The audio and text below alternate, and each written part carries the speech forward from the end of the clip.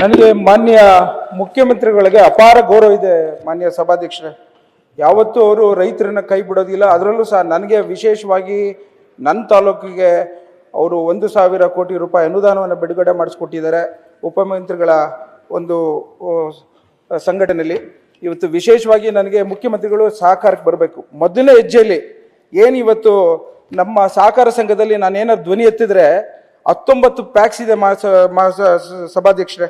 ಅದರಲ್ಲಿ ಏನಾದ್ರು ಧ್ವನಿ ಎತ್ತಿದ್ರೆ ಅದು ಯಾರೋ ಒಬ್ಬ AR ಇದ್ದಾನೆ ಮಾನ್ಯ ಸಭಾಧ್ಯಕ್ಷ, 2.25 ವರ್ಷದಿಂದ ಸೃಷ್ಟಿ ಮಾಡ್ತೀನಿ ಅಂತ ಹೇಳ್ತಾನೆ, ಇವತ್ತು ಸೂಪರ್ ಸೀಟ್ ಮಾಡ್ತೀನಿ ಅಂತ ಹೇಳ್ತಾನೆ, ಇವತ್ತಿನ ದಿನ ವಜಾ ಮಾಡ್ತೀವಿ ಅಂತ ಹೇಳ್ತಾನೆ.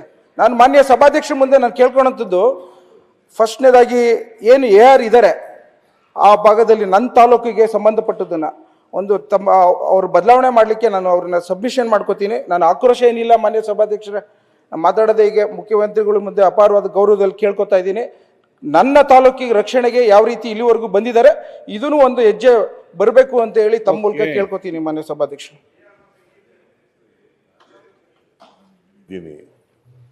ಏನಾದರೂ ತಾರತಮ್ಯ ಆಗಿದ್ರೆ ಮಧುಗಿರಿಗೆ ಮತ್ತು ಇದಕ್ಕೆ ಆಗಿದ್ರೆ ಅದನ್ನು ಸರಿಪಡಿಸ್ತಕ್ಕಂಥ ಕೆಲಸವನ್ನು ಮುಂದಿನ ವರ್ಷದಿಂದ ಮಾಡಿಕೊಡ್ತೇನೆ ಅಂತಕ್ಕಂಥದ್ದು. ನಾನು ಭಾಳ ಸಹಕಾರ ಇಲಾಖೆಯಲ್ಲಿ ನನ್ನ ಅಧೀನದಲ್ಲಿ ಇರಲಿಲ್ಲ, ಬಟ್ ಆದರೂ ಕೂಡ ಮುಖ್ಯಮಂತ್ರಿಯಾಗಿ ಹೇಳ್ತಾ ಇದ್ದೀನಿ,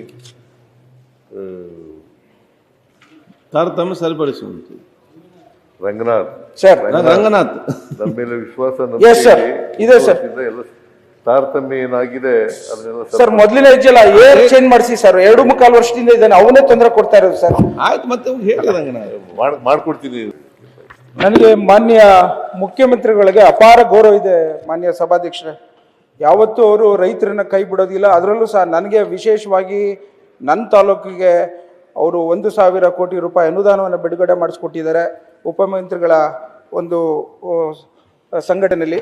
ಇವತ್ತು ವಿಶೇಷವಾಗಿ ನನಗೆ ಮುಖ್ಯಮಂತ್ರಿಗಳು ಸಹಕಾರಕ್ಕೆ ಬರಬೇಕು. ಮೊದಲನೇ ಹೆಜ್ಜೆಯಲ್ಲಿ ಏನು ಇವತ್ತು ನಮ್ಮ ಸಹಕಾರ ಸಂಘದಲ್ಲಿ ನಾನೇನಾದ್ರು ಧ್ವನಿ ಎತ್ತಿದ್ರೆ 19 ಪ್ಯಾಕ್ಸ್ ಇದೆ ಸಭಾಧ್ಯಕ್ಷರೇ. ಅದರಲ್ಲಿ ಏನಾದ್ರು ಧ್ವನಿ ಎತ್ತಿದ್ರೆ ಅದು ಯಾರೋ ಒಬ್ಬ AR ಇದ್ದಾನೆ ಮಾನ್ಯ ಸಭಾಧ್ಯಕ್ಷ, 2.25 ವರ್ಷದಿಂದ ಸೃಷ್ಟಿ ಮಾಡ್ತೀನಿ ಅಂತ ಹೇಳ್ತಾನೆ, ಇವತ್ತು ಸೂಪರ್ ಸೀಟ್ ಮಾಡ್ತೀನಿ ಅಂತ ಹೇಳ್ತಾನೆ, ಇವತ್ತಿನ ದಿನ ವಜಾ ಮಾಡ್ತೀವಿ ಅಂತ ಹೇಳ್ತಾನೆ. ನಾನು ಮಾನ್ಯ ಸಭಾಧ್ಯಕ್ಷರ ಮುಂದೆ ನಾನು ಕೇಳ್ಕೊಳ್ಳೋಂಥದ್ದು, ಫಸ್ಟ್ನೇದಾಗಿ ಏನು AR ಇದ್ದಾರೆ ಆ ಭಾಗದಲ್ಲಿ ನನ್ನ ತಾಲೂಕಿಗೆ ಸಂಬಂಧಪಟ್ಟದನ್ನ ಒಂದು ಅವ್ರು ಬದಲಾವಣೆ ಮಾಡಲಿಕ್ಕೆ ನಾನು ಅವ್ರನ್ನ ಸಬ್ಮಿಷನ್ ಮಾಡ್ಕೋತೀನಿ. ನಾನು ಆಕ್ರೋಶ ಏನಿಲ್ಲ ಮಾನ್ಯ ಸಭಾಧ್ಯಕ್ಷರೇ, ಮಾತಾಡೋದೇ ಈಗ ಮುಖ್ಯಮಂತ್ರಿಗಳ ಮುಂದೆ ಅಪಾರವಾದ ಗೌರವದಲ್ಲಿ ಕೇಳ್ಕೊತಾ ಇದ್ದೀನಿ.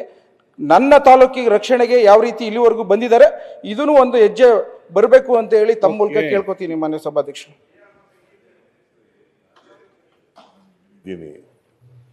ಏನಾದರೂ ತಾರತಮ್ಯ ಆಗಿದ್ರೆ ಮಧುಗಿರಿಗೆ ಮತ್ತು ಇದಕ್ಕೆ ಆಗಿದ್ರೆ ಅದನ್ನು ಸರಿಪಡಿಸ್ತಕ್ಕಂಥ ಕೆಲಸವನ್ನು ಮುಂದಿನ ವರ್ಷದಿಂದ ಮಾಡಿಕೊಡ್ತೇನೆ ಅಂತಕ್ಕಂಥದ್ದು. ನಾನು ಭಾಳ ಸಹಕಾರ ಇಲಾಖೆಯಲ್ಲಿ ನನ್ನ ಅಧೀನದಲ್ಲಿ ಇರಲಿಲ್ಲ, ಬಟ್ ಆದರೂ ಕೂಡ ಮುಖ್ಯಮಂತ್ರಿಯಾಗಿ ಹೇಳ್ತಾ ಇದ್ದೀನಿ, ತಾರತಮ್ಯ ಸರಿಪಡಿಸುವಂತ ರಂಗನಾಥ್ ಸರ್, ರಂಗನಾಥ್ ನನ್ನ ಮೇಲೆ ವಿಶ್ವಾಸ ಇದೆ ಸರ್. ಎಲ್ಲ ತಾರತಮ್ಯ ಏನಾಗಿದೆ ಅದನ್ನೆಲ್ಲ ಸರ್ ಮೊದಲಿನ ಹೆಜ್ಜೆಲ್ಲ ಏರ್ ಚೇಂಜ್ ಮಾಡಿಸಿ ಸರ್, 2.25 ವರ್ಷದಿಂದ ಇದ್ದಾನೆ, ಅವನೇ ತೊಂದರೆ ಕೊಡ್ತಾ ಇರೋದು ಸರ್. ಆಯ್ತು, ಮತ್ತೆ ಹೇಳಿ ರಂಗನಾಥ್ ಮಾಡ್ಕೊಡ್ತೀನಿ.